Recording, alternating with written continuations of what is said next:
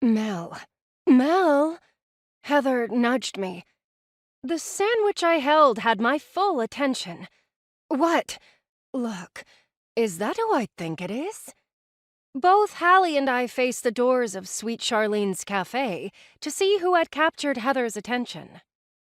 I dropped my chicken salad sandwich. A million memories flooded my mind, each one featuring the man waiting to be seated, Declan Shaw. I hadn't seen him since we left for college almost 12 years ago. Our goodbye wasn't what I hoped it would be. I looked at my empty ring finger. It had been recently vacated, but a long time ago, the handsome man in khakis and a polo shirt, who looked to have filled out quite nicely, had placed a promise ring there.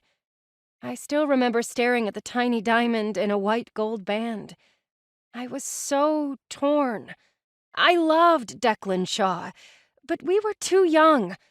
And I didn't know what would happen when I went off to Clemson and he left the state to go to Virginia Tech.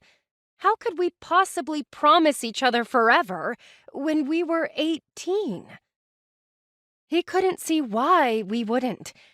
I broke his heart that night, and he, in turn, broke mine when I never heard from him again.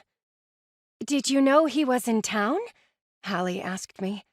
I shook my head no, still mesmerized by the grown-up version of the cute boy from next door.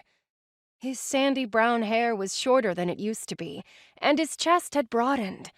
But I was sure he still had the same deep blue eyes with full, long eyelashes that always did me in. He was still tall and lean, but even from a distance I could see he was more defined. But how would I know he was in town?